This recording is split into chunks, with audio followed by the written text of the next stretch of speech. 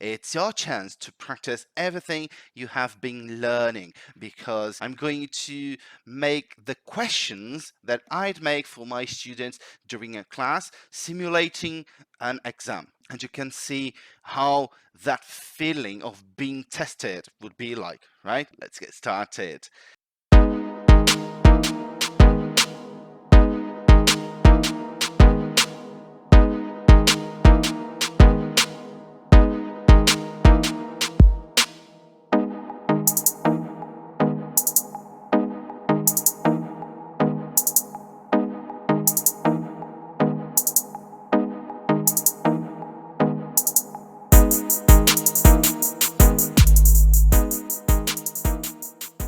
Hey, hello everyone. Welcome to another speaking practice video. We're here today to make our second practice, right? And as you know, as if you have watched the last video, I'm going to give you some expressions and some advanced words for you to use, for you to eventually be able to use them during your test. So if you have been watching the previous videos with the content I have prepared for you, so now it's your chance to practice everything you have been learning, because in the second half of this class, I'm going to make the questions that I'd make for my students during a class simulating an exam. Right? So I will give you time to think and to answer, and you can see how that feeling of being tested would be like, right? Okay, so without further ado, let's get started. We're going to start with the related vocabulary, and it is good if you have pencil and paper with you to take notes, all right? Let's see the first one. Float somebody's boat. If something floats somebody's boat, that means that that thing is what someone likes or is interested in.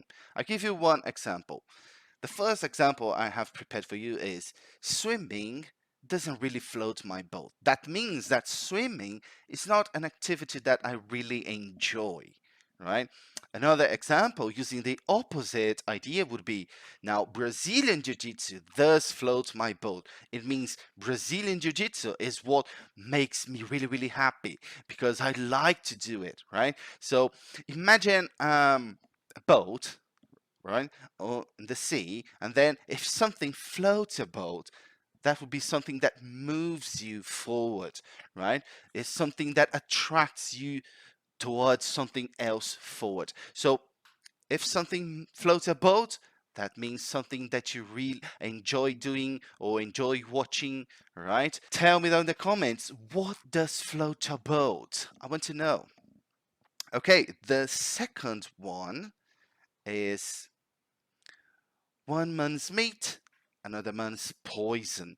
This is a saying. So a saying is like a proverb, right? That we use to refer to common situations in life, right? So this is a saying to emphasize that people like different things. What is good for someone might not be good for someone else, right? For example, we had a difficult time to define the party's menu. You know what they say, right? One man's meat is another man's poison. So when you have a situation in which you don't know what to choose because people like different things, or you don't simply acknowledging noticing that people like different things, people like to do different things, then you could say that saying, that expression, one man's meat is another man's poison. This one is good for you to use during your test if you're talking about something that involves a bit of controversy. If you like doing something and someone else doesn't, so you could say that expression. For example, let's say that your examiner asks you to talk about your favorite type of films. And let's say that that type would be romantic films.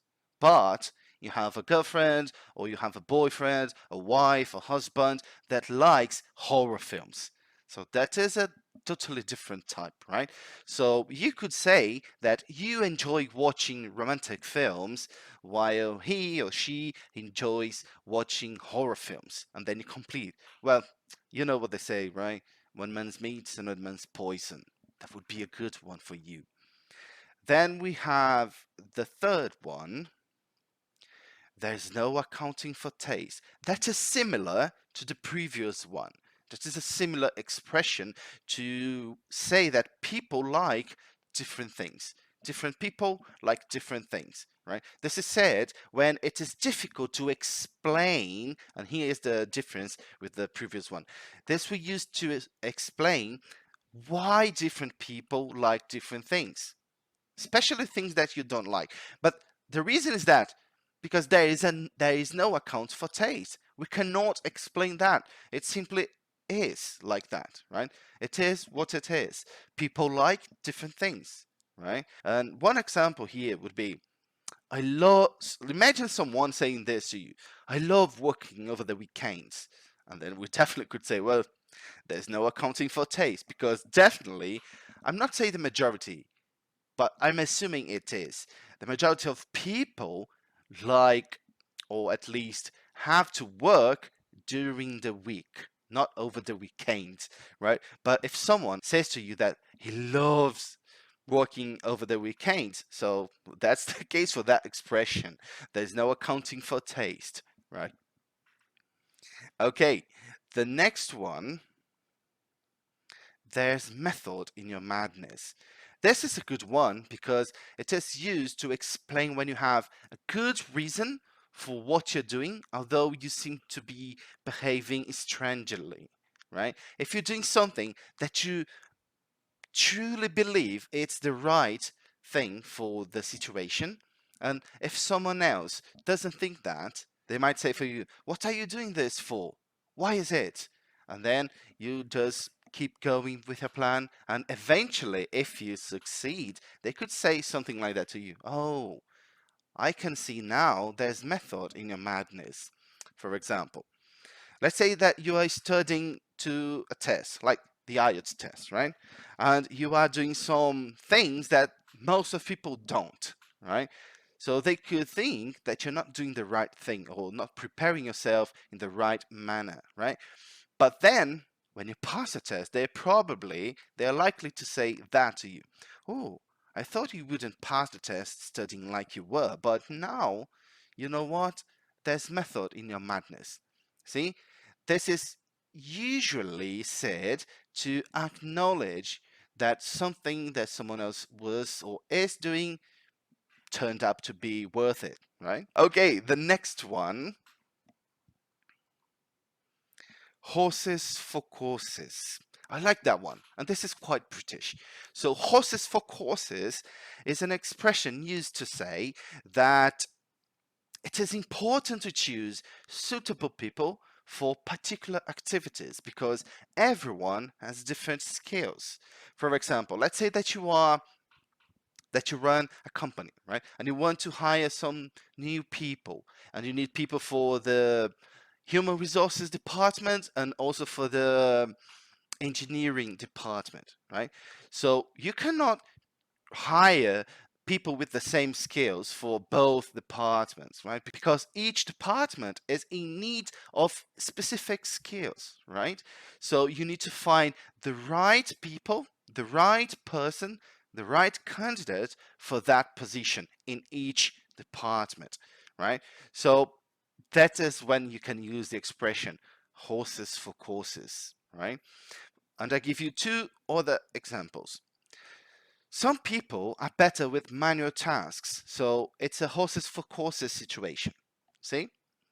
And another example would be we have to choose people for both departments, but you know what they say, right? Horses for courses. And I say this is another example because of the way I use the expression, right? Saying, you know what they say, right? Horses for courses. That's how you use that expression. You can say, that is a horses for courses situation, or you can say, you know what they say, right? Horses for courses. And by the way, the meaning of that expression, it's quite unsure, but I'm guessing it was because back in the day, people would need to travel by horses, right? They would ride horses to travel, and they would need different type of horses for each course they will take, for each path, each way, because some horses are definitely better for the mountains, other ones are better for the road. So you would need different horses for different courses, right? And that's the origin of that one.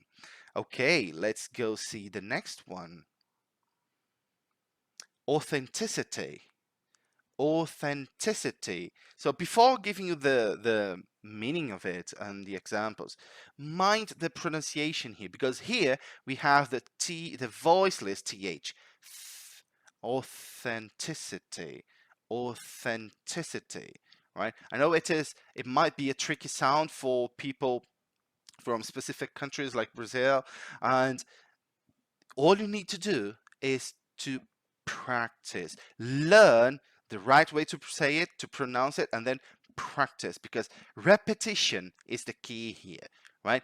Just if you caught this one right now, authenticity, it is good, but you still need to practice. So for that, I'd say to you, just repeat, repeat, repeat, repeat. Okay, go up there when you finish this video saying authenticity, authenticity, authenticity, authenticity. Go have a bath saying, oh, authenticity, authenticity. It sounds weird, I know, but it is like that, because I once, I think I've talked about that before with you, and I once saw, I think it was on a podcast, I can't remember which one, but there was they were making a scientific analysis about language learning. Some institute ran research on how people learn and remember words, and they found out that it takes somewhere between 60 and 80 times repeating or seeing or listening to the word so you can stick it to your mind. So now you can start having a grasp, having an idea about how repetition is important, because if you just say a word one time, or if you just read a word one time, or listen to a word one time, okay, you might learn it if you are in a more advanced level.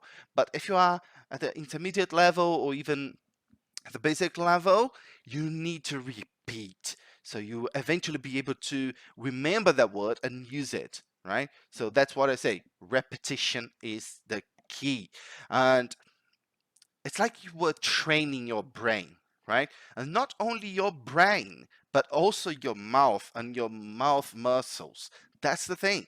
You need to practice, you need to train them to produce the right sound, okay? All right, now let's go to the meaning of it. So, authenticity is the quality of being real or true. The quality of being real or true. For example, we can't deny these records' authenticity. So we can't deny that these records are true, are real, right? Another example would be, they said these are Khalil Gibran's poems, but they're actually of doubtful authenticity. I will repeat that one for you. They said these are Khalil Gibran's poems, but they are actually of doubtful authenticity. So they were saying that, let's say that we have some poems here, right? And they say that these poems are Khalil Gibran's, but they're actually of doubtful authenticity. We cannot really know. And just out of curiosity, Khalil Gibran is a Lebanese poet. He died last century, if my memory serves. It was in 1931. And one of his main stories is called The Prophet. That's quite a short book. I have recommended it once for you. And you should definitely take a look at it if you like that thing. It's poetry is your cup of tea, right? So let's move to the next one. Immediacy. Immediacy. Immediacy is the fact that something seems real and important so that you feel involved with it, right?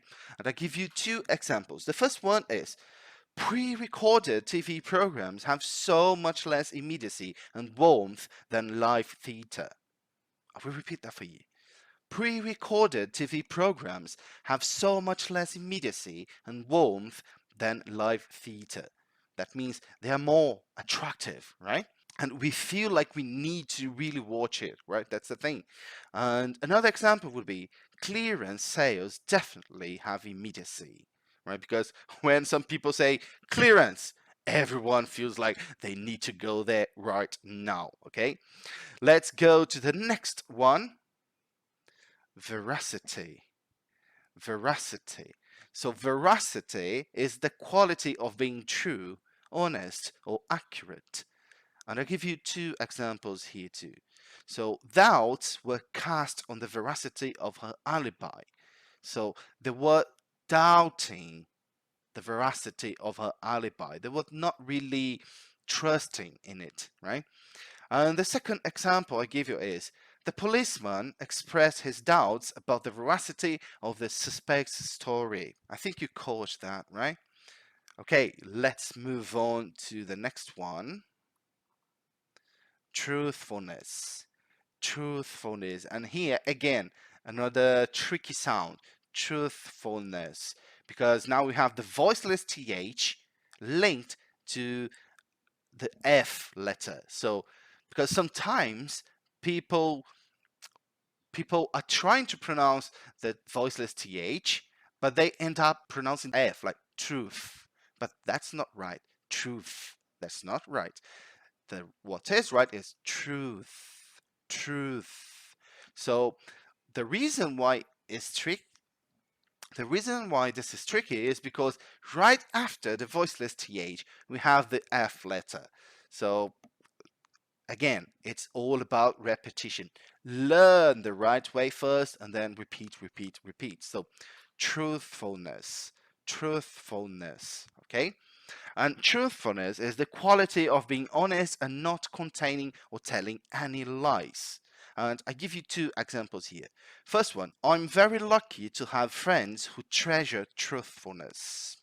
So if you treasure something, you think that thing is valuable. You value that thing. You attribute value to that. In that case, to treasure truthfulness means that you give value to truthfulness or to people that are truthful, right? And the second one is he earned a reputation for truthfulness. Okay, let's move on. Now we're going to see some advanced words, okay? And the first word I've got to you is commensurate. Commensurate. And commensurate means in a correct and suitable amount compared to something else. I will repeat it for you and then I will explain to you in another way. Commensurate means in a correct and suitable amount compared to something else. This is an advanced word for proportional. If you want to say that something is proportional, you can use that word, commensurate. And I give you two examples here. First, a salary that is commensurate with skills and experience. So you see, a salary that is proportional, commensurate with skills and experience, right? They're going to find the balance between them, and that would be the commensurate salary, right? The second example here is workload has increased without any commensurate increase in staff. So you see, workload has increased without any commensurate increase in staff. So that would be the workload and that would be the staff. They're not increasing in a commensurate way. They're increasing in different ways. They're increasing in dissimilar ways. All right, let's go see the next one. Off-putting. Off-putting means slightly unpleasant or worrying so that you don't want to get involved in it anyway, right? Slightly unpleasant or worrying so that you don't want to get involved in it. And I give you two examples. The first one is, he is slightly aggressive, which a lot of people find off-putting when they first meet him. So imagine someone a bit aggressive. That could be a bit embarrassing or even annoying, right? So you don't really want to get involved with that kind of person. So that would be off-putting, right? And the second one is what I find off-putting is the overwhelming amount of work they expect us to do in one day. So that would be a bit off-putting. I mean, slightly unpleasant or worrying, right? Let's go see the next one. Atrocious. I like this word. I like this word very much. And atrocious means very bad or of very bad quality. For example, an atrocious film, an atrocious piece of acting. And another example would be the weather has been atrocious all week. So when you need to talk about something that is very bad, to use bad. Mostly if you are doing your test. Don't say bad because bad is a bad word for the IELTS test. Okay? So you have other options, and this is one of them. Atrocious. An atrocious food, right? Let's go see the next one. Abysmal. Abysmal. So abysmal is another word for very bad or very poor in quality. For example, abysmal working conditions. Oh, the food there was abysmal. I don't want to really go back there. See? Let's go to the next one. Dire. Dire. And dire means very serious or extreme. And I give you two examples. The first one is these people are in dire need of help. That means they are in serious and extreme need of help, right? And the second example, this is a more uh, accurate example for these days, right, that we're living in, and that would be COVID-19 brought dire consequences for the whole world, right? Okay, now it's time for us to start with the questions. And as you know, I will give you questions for each part of the test, and I will give you enough time to think and to answer them. Okay? So brace yourselves. No, I'm kidding. There's no need for that. I know that when you are in the test, you are already on the spot, right? What I want to do with you here is just a bit of what I do with my students, which is to teach you how to be relaxed and enjoy the test, because that is something that can help you. Try to enjoy the test as if it was a conversation, right? And then you're more likely to get higher marks simply because you are comfortable enough, okay? So let's start with the questions. Part 1 questions. Do you have many personal items?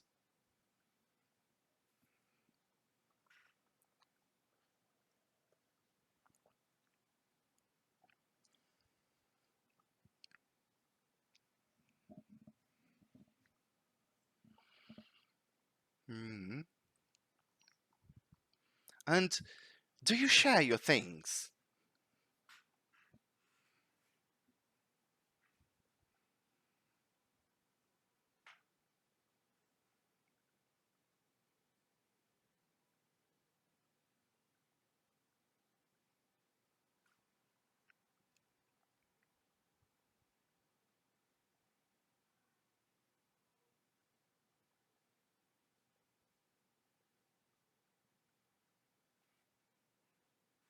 Hmm. What do you like to share?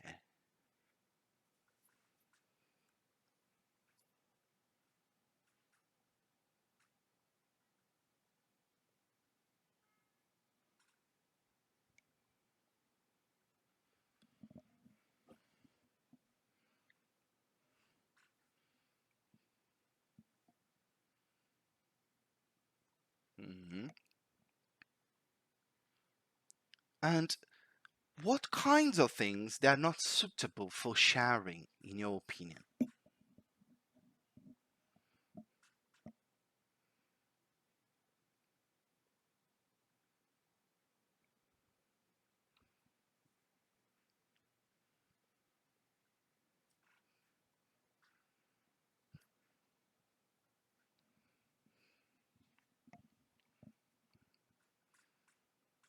Mhm. All right, that's it. We have come to the end of part one. Now, I'm going to make you a question and I will give you some time to prepare first, right?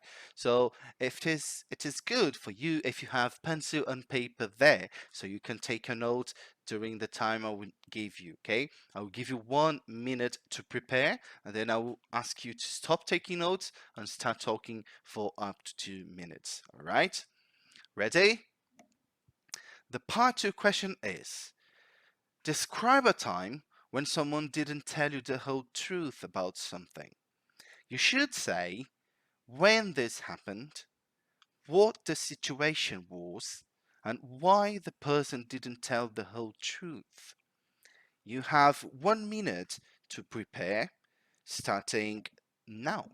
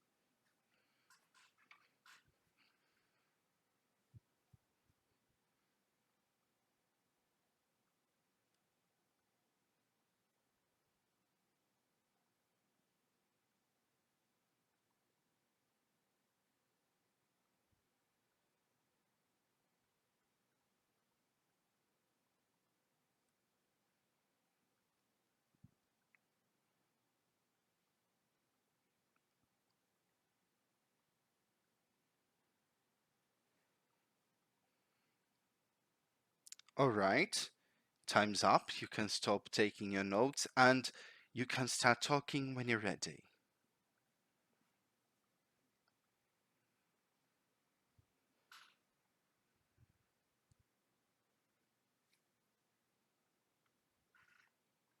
Mhm.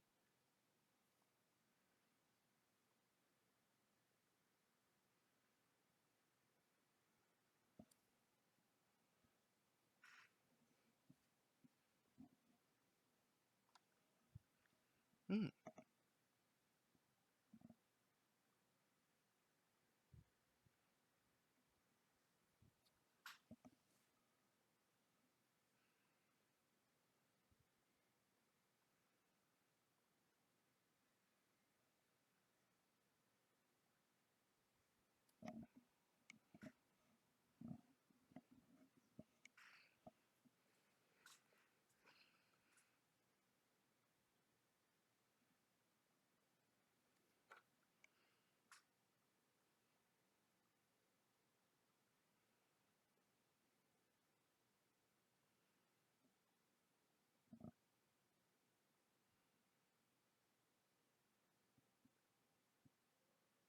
mm,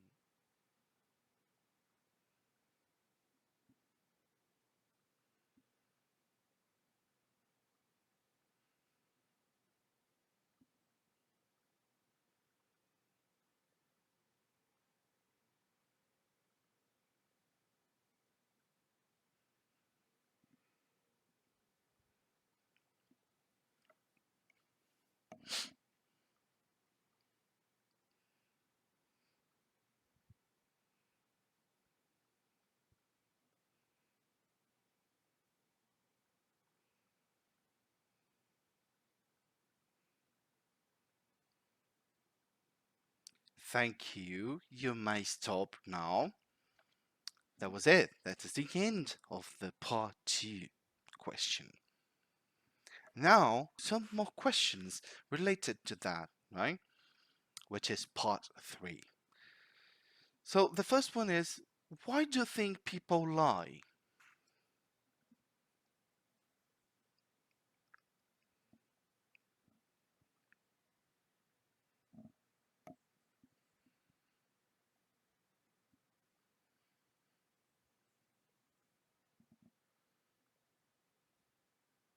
Mm,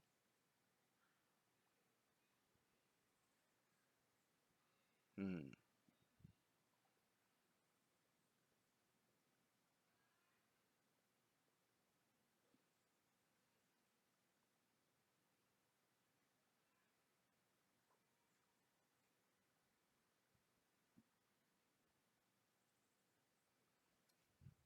Okay.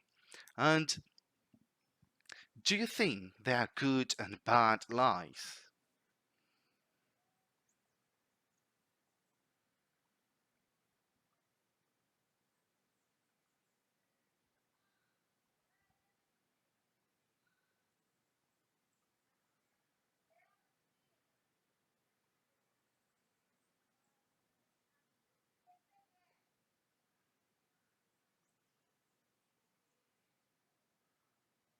Hmm.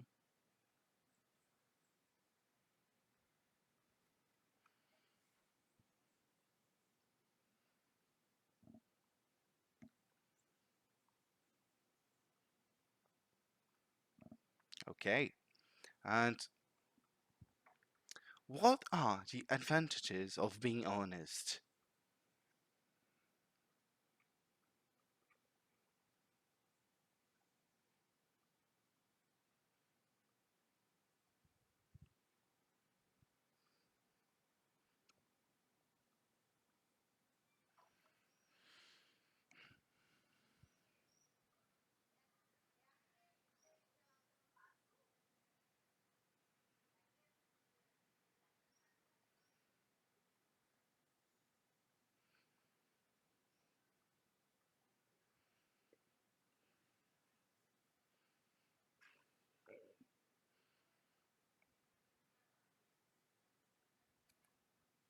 Hmm. And do you think it's important letting other people know about our feelings?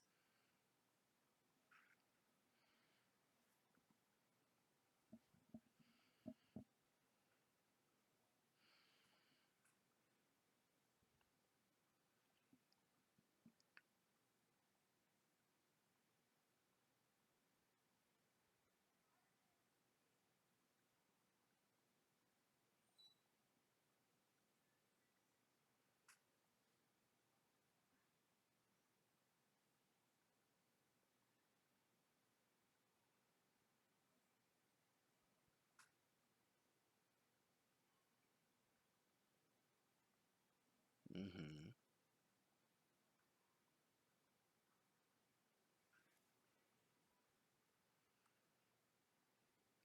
Right. And which one do you think is more effective? Encouragement or punishment?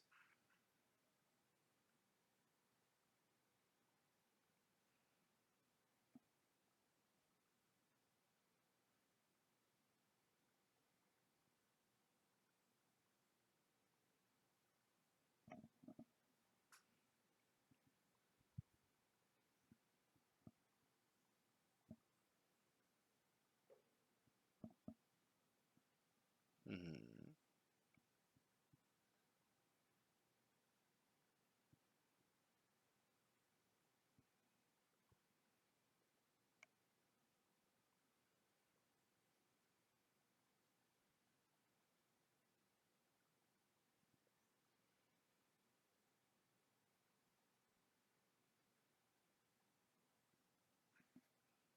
Right. And that's it. Thank you. That's the end of part 3. How was it? Was it hard? Was it easy? Tell me in the comments. I want to know what you're thinking. And again, as I said in the previous speaking practice, I'm not giving you my feedback here or my recommendations and my suggestions to you because this I only do during the classes, right? And I will eventually be able to do that in my online course. But it is still a very nice opportunity for you to practice your answers, right? Because I'm feeding you with advanced words and expressions so then you can eventually use them in the test, right? So you can watch it again, you can go back and try it again, giving other answer, right? So I hope you all have enjoyed this. And the video is going to be available on YouTube, on Instagram, and also on my Blimeycast. This is time for me to go now, and I see you in the next videos. Cheers!